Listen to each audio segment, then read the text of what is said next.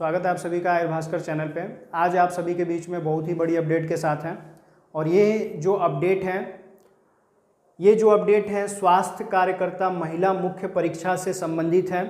हाल फिलहाल में आप सभी को इससे रिलेटेड जो अपडेट है बहुत सारे यूट्यूब चैनल पे आप सभी को मिल ही गया होगा, लेकिन आयुर भास्कर इंस्टीट्यूट द्वारा जो अपडेट दी जाती हैं उसमें स्पेसिफिक चीज़ें जो हैं एडअप की जाती हैं। सारी चीज़ें जो हैं व्यवस्थित तरीके से आपको बताया जाता है और जो भी भर्ती आती है उसकी तैयारी कैसे करनी है, कैसे आप इसमें आप पास होगे, कैसे एक सीट अपनी जो है नियत सीट जो है आप कैसे प्राप्त करोगे, वो सारी चीज़ें जो हैं आपको अपडेट में बताई जाती हैं। तो वीडियो में लास्ट तक बने रहिएगा, क्योंकि बात होने वाली है उन स्वास्थ्य कार्यकर्ता महिला मुख्य परीक्षा की जिनको बहुत ही लंबे समय से इंतज़ार था अपनी भर्ती की परीक्षा का, अपनी भर्ती के जो चयन का जिसका आधार उनकी मुख्य परीक्षा है, तो उसका विज्ञापन आ गया है।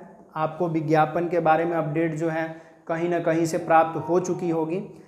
हमारे इंस्टीट्यूट में भी इंक्वायरी आ रही थी स्टूडेंट्स चाह रहे थे कि सर आप जो है महिला स्वास्थ्य कार्यकर्ता की जो भर्ती आई है उसके बारे में बताइए। तो आपके बीच में ये अपडेट जो है आप सभी को देने के लिए उपस्थित हैं, बता रहे हैं।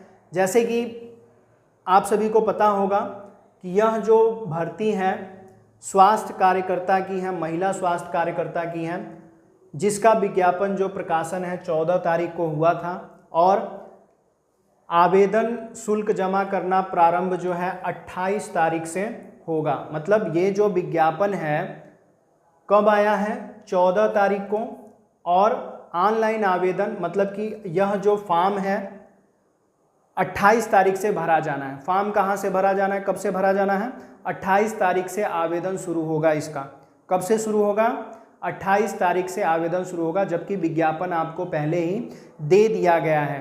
तो 28 तारीख से आवेदन शुरू होगा। तो आपको जो जो डॉक्यूमेंट्स चाहिए, क्या क्या डॉक्यूमेंट्स ज़रूरी हैं, कितने डॉक्यूमेंट्स चाहिए, किस तरह से आवेदन करना है, ये सारी अपडेट आप सभी को हम बता रहे हैं। तो वीडियो में लास्ट तक बने रहिएगा। तो 28 तारीख से आपको फॉर्म भरना स्टार्ट होगा और आवेदन की अंतिम तिथि 27 नवंबर है। कितना है, 27 नवंबर। 28 अक्टूबर से फॉर्म भरा जाना है और 27 नवंबर जो है लास्ट डेट है, मतलब कि 1 महीने का समय है पूरा आपको फॉर्म भरने का। संशोधन के लिए अगर कोई गलती रह जाती है तो आप 4 दिसंबर को संशोधन की अंतिम तिथि तक आप उसको संशोधित कर सकते हैं। ठीक है, अब मुख्य परीक्षा है तो क्या क्या चीज़ें आपको चाहिए ये आपको यहाँ पे बताना जरूरी है। आपको बता दें इसमें वही कैंडिडेट अप्लाई कर पाएंगे जो 2023 की पेट परीक्षा में बैठे थे, जिन्होंने पेट एग्ज़ाम दिया था।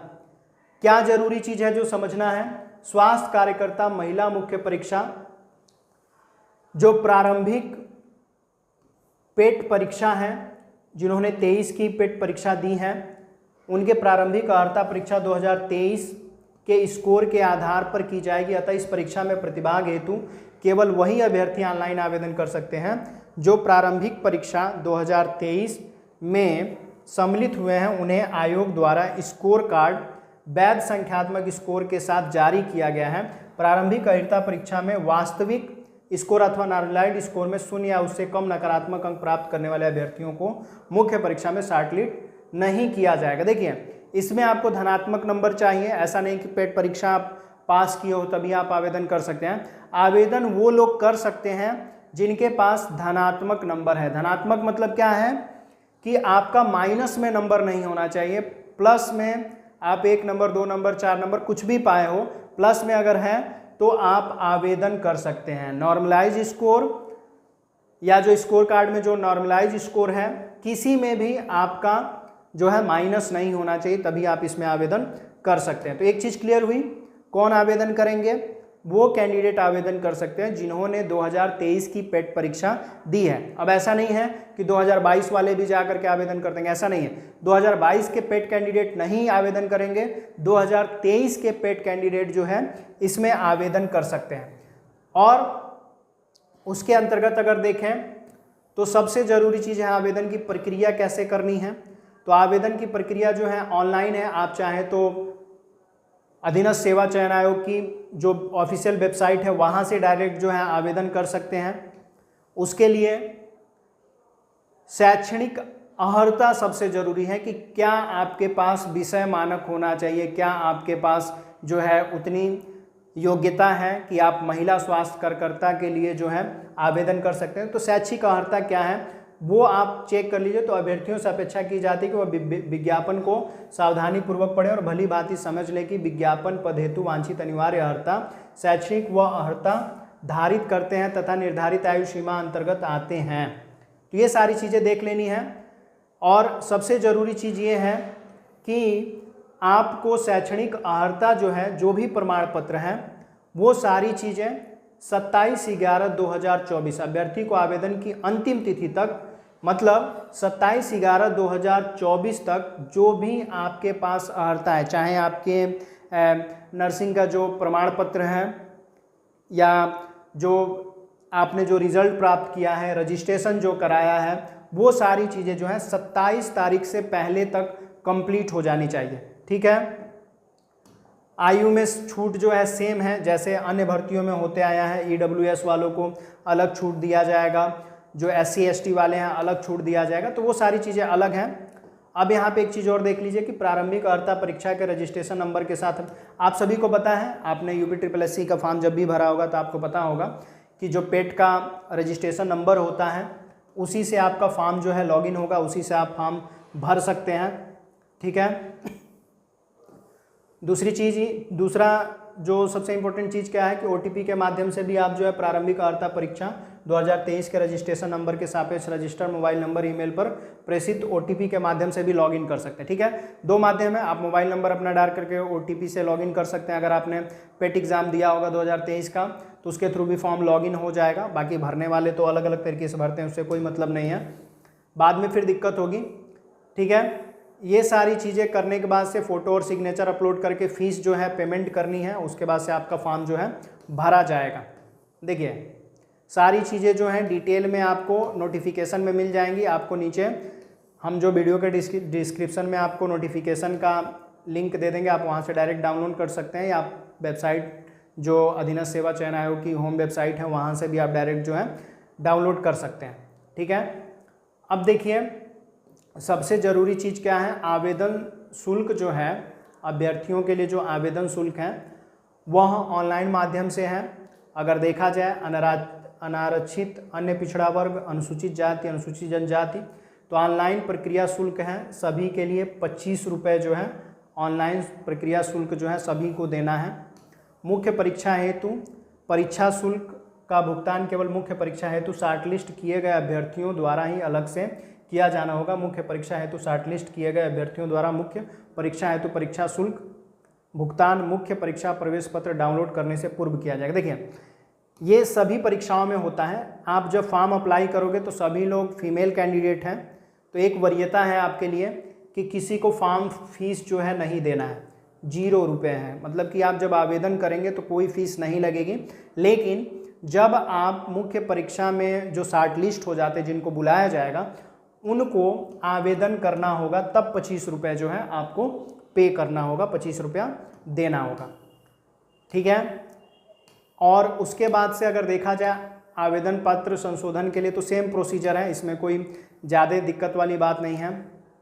पदों का विवरण देखा जाए तो उल्लेखनीय है कि उत्तर प्रदेश शासन कार्मिक अनुभाग 3 के शासनादेश संख्या दिनांक 28/1/2020 के अनुपालन में उत्तर प्रदेश अधीनस्थ सेवा चयन आयोग प्रेषित उपलब्ध कराए जाने वाले अधियाचनों में रिक्तियों की गणना एवं आरक्षण की पूर्ति जिम्मेदारी पूर्णतः संबंधित विभाग की है।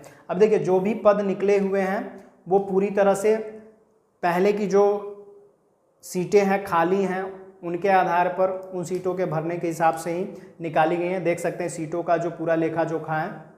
देखिए परिवार कल्याण महानिदेशक उत्तर प्रदेश लखनऊ स्वास्थ्य कार्यकर्ता महिला सामान्य चयन, वेतन कितना है 21,700 से 69,000, अधिकतम 69,100 रुपये वेतन है। इनकी सीटें कितनी हैं 2399, जो जनरल कैंडिडेट हैं उनकी सीट है 2399, और जो अनुसूचित हैं उनकी सीटें हैं 435, जो अनुसूचित जनजाति हैं उनकी सीटें हैं 10, अन्य पिछड़ा 1559, EWS 489, टोटल जो है 4892 सीटें हैं, जिसमें अस्थाई व अस्थाई दोनों सीटें हैं। ठीक है, ये चीज़ दिमाग में रखेंगे।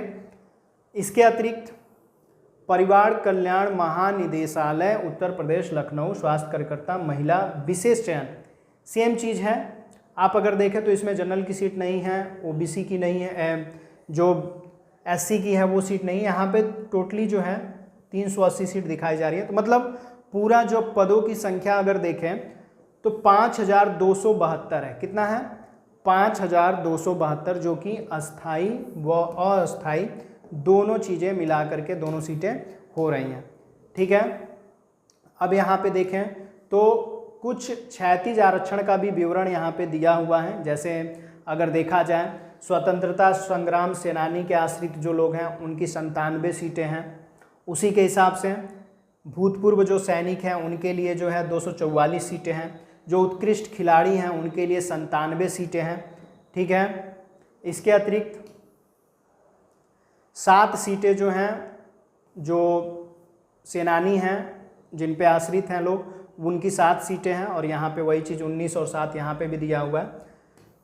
आगे अगर देखें आरक्षण का संबंधी प्रावधान जो है, तो ये बाद की बातें हैं। जब आप मुख्य परीक्षा पास आउट करते हो तब जा करके सारी चीज़ें जो हैं आरक्षण का जो नियम है लगता है। सबसे इम्पोर्टेंट चीज़ आपके पास होना क्या चाहिए, इस फॉर्म को भरने के आपके पास स्पेसिफिकेशन के रूप में क्या होना चाहिए, योग्यता कितनी होनी चाहिए। तो योग्यता क्या होगा? उत्तर प्रदेश चिकित्सा स्वास्थ्य एवं परिवार कल्याण विभाग स्वास्थ्य कार्यकर्ता और स्वास्थ्य पर्यवेक्षक पुरुष और महिला अराजपत्रित सेवा नियमावली 2018 के भाग 4 नियम के अनुसार सेवा में स्वास्थ्य कार्यकर्ता महिला के पद पर सीधी भर्ती के लिए निम्नलिखित अर्हताएं होनी चाहिए। महिला के पद पे अर्हता मानी गई है तो बस महिलाएं ही इसमें आवेदन कर सकती हैं। आपके दिमाग में होना चाहिए ये चीज़, बस महिलाओं के लिए है। क्या चाहिए? सबसे पहली अर्हता क्या है? अभ्यर्थी ने माध्यमिक शिक्षा परिषद उत्तर प्रदेश की इंटरमीडिएट परीक्षा या उसके समकक्ष सरकार द्वारा मान्यता प्राप्त कोई परीक्षा अवश्य उत्तीर्ण, मतलब कि आपके पास 10+2 का रिजल्ट होने, मतलब आप 12th पास हो किसी भी विषय से, कोई दिक्कत नहीं है, आपके पास ये चीज़ होना चाहिए। उसके अतिरिक्त अभ्यर्थी ने भारतीय परिचर्या परिषद के संनियमों के अनुसार 1 वर्ष 6 माह या 2 वर्ष का सहायक नर्सेज एंड मिडवाइफ्स यानी कि ANM प्रशिक्षण पाठ्यक्रम प्रसूति से संबंधित 6 माह का प्रशिक्षण सहित सफलतापूर्वक अवश्य पूर्ण कर लिया हो। और जो उत्तर प्रदेश, सबसे जरूरी चीज़ क्या है? आपके पास NM की डिग्री होनी चाहिए। NM का सर्टिफिकेट, डिप्लोमा सर्टिफिकेट जो है होना चाहिए। 2 साल का जो NM का सर्टिफिकेट है 2 ईयर का, वो आपके पास होना चाहिए, प्लस 6 महीने का इंटर्नशिप का भी सर्टिफिकेट आपके पास होना चाहिए। देखिए साफ साफ लिखा हुआ है 6 माह का प्रशिक्षण सहित सफलतापूर्वक अवश्य पूर्ण कर लिया हो जो उत्तर प्रदेश। अब देखिए आपका रजिस्ट्रेशन भी जरूरी है। Nurses and midwife council Lucknow में विधिवत पंजीकृत हों।